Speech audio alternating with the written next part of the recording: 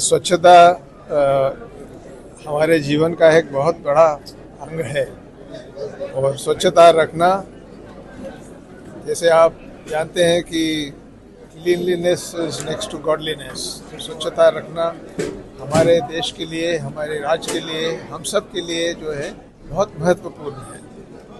स्वच्छता से हम स्वस्थ रह सकते हैं, शारीरिक तौर से भी और मानसिक तौर से भी। और यही बहुत बड़ी चीज़ है। अगर देश को आगे ले जाना है, हमारे प्रदेश को आगे ले जाना है, तो स्वच्छता रखना अनिवार्य है। जयंती का दिवस है, आपकी तरफ से क्या मैसेज सबसे पहले? सबसे पहले तो हमारे जितने भी मीडिया दोस्तों हैं, आप सभी के चैनल्स के माध्यम से गांधी जयंती का ढेर सारा शुभकामनाएं मैं अपने राज्य के वासियों को देना चाहता हूं। और ये 2 अक्टूबर हम सभी के लिए बहुत ही इम्पोर्टेंट है। गांधी जयंती तो है ही है, और जैसे हमारा राष्ट्रपिता गांधी जी का एक सपना था कि इस देश में हम लोगों को स्वच्छता हम लोगों को आगे बढ़ाना चाहिए, और स्वच्छता को लेके उन्होंने ये भी कहा था कि आज़ादी से भी ज़्यादा इम्पोर्टेंट ये स्वच्छता है। स्वच्छता में बेसिकली उनका जो मानना है और हम सभी का ये मानना है कि बेसिकली ब्रॉडली 3 पिलर्स होता है। एक तो होता है कि अपना क्लीन एनवायरनमेंट, इसके बाद क्लीन बॉडी और क्लीन माइंड। तो क्लीन माइंड जो है सबसे इम्पोर्टेंट मैं मानता हूँ कि अपना माइंडसेट जो है हम लोगों का साफ़ सुथरा होना है। आप भले ही आप सराउंडिंग्स को आप साफ़ सुथरा करेगा, घर को साफ़ सुथरा करेगा, लेकिन आपका माइंड जो अगर क्लीन नहीं होगा, माइंड अगर काफ़ी नेगेटिविटी से भरा होगा, तो फिर उसमें समाज में भी काफ़ी नेगेटिविटी बढ़ता है। तो माइंड क्लीनिनेस को लेके काफ़ी इम्पोर्टेंट है। और अरुणाचल प्रदेश में स्वच्छता अभियान, जो स्वच्छता ही सेवा को लेके पिछले 15 दिनों से जो काम चला है, मैं सभी जिला प्रशासन के ऑफिसर्स और सभी सरकारी कर्मचारी को मैं धन्यवाद प्रकट करता हूँ। साथ साथ स्वच्छता ही सेवा को जो सक्सेसफुल बनाया है, बहुत सारा NGOs है अक्रॉस अरुणाचल प्रदेश, बहुत सारा ऑर्गेनाइजेशंस है अक्रॉस अरुणाचल प्रदेश। सो उन सभी को भी आज के इस शुभ दिन में मैं धन्यवाद प्रकट करता हूँ। और आने वाला दिनों में भी स्वच्छता जो है, आज केवल सिर्फ 2 अक्टूबर या 17 सितंबर से लेके 2 अक्टूबर तक का प्रैक्टिस नहीं रखते हुए, हम लोगों को पूरा 365 डेज में it should be the part and practice of our habit.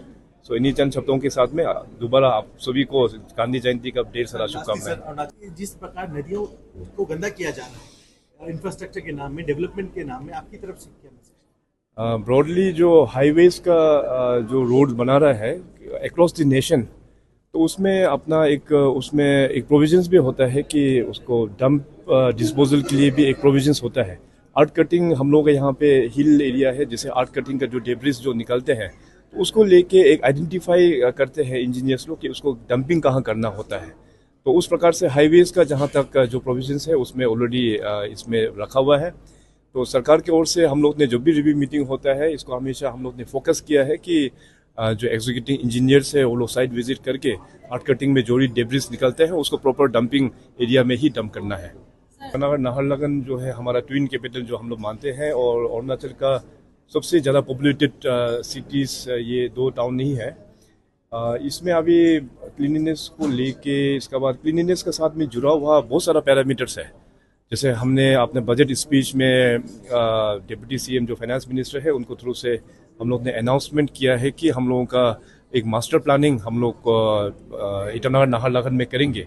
So based on that announcement कल ही मैंने एक रिव्यू मीटिंग लिया, जिसमें अपना UD मिनिस्टर भी साथ में था, और जो अर्बन डेवलपमेंट और ULB के जो कमिश्नर्स, चीफ सेक्रेटरी, सबको लेके मैंने कल एक रिव्यू मीटिंग लिया है। तो इसमें प्लानिंग सबसे इम्पोर्टेंट है। अभी गंदगी भी तो प्लानिंग नहीं होने के कारण से भी काफ़ी फैल जाता है।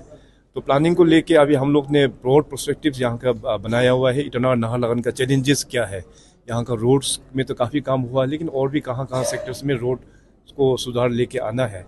यहाँ का जो पानी का समस्या है, पानी का लॉन्ग टर्म में क्या प्लानिंग होना चाहिए। और सबसे इम्पोर्टेंट स्वच्छता से डायरेक्टली जुड़ा हुआ हमारा जो सॉलिड वेस्ट मैनेजमेंट जो प्लांट के बारे में हमने काफ़ी फोकस किया हुआ है।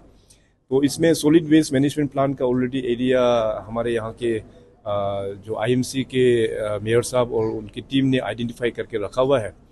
कौन सा टेक्नोलॉजी उसमें हम लोगों को इम्प्लांट करना चाहिए, मैंने चीफ सेक्रेटरी को कल ही रिस्पॉन्सिबिलिटी दे दिया, क्योंकि CS साहब पहले यहाँ आने से पहले ही used to be the chairman of municipal corporation in Delhi MCD का, तो उनको काफ़ी नॉलेज है इसके बारे में। बहुत ही जल्दी हम लोग चीफ सेक्रेटरी के चेयरमैनशिप में उसको हम लोग मशीन्स जो टेक्नोलॉजी है उसको हम लोग फ्रीज करके यहाँ पे सॉलिड वेस्ट मैनेजमेंट का हम लोग प्लान भी शुरू कर देंगे। और साथ साथ स्वच्छता का साथ में जुड़ा हुआ और ये सेप्टिक जो प्लांट होता है, सेप्टिक वाला जो प्लांट है वो भी इम्पोर्टेंट है। यूएलबी की तरफ से एक प्लांट ऑलरेडी स्टार्ट कर दिया है, फिर बाकी एरियाज में उसको किस प्रकार से स्ट्रेंथनिंग करना है इसका तो हमने वेरियस कमिटीज हमने कल गठन कर दिया ताकि जल्द से जल्द हम लोग जो मास्टर प्लान है उसका हम लोग ग्राउंड में इम्प्लीमेंट करने के लिए।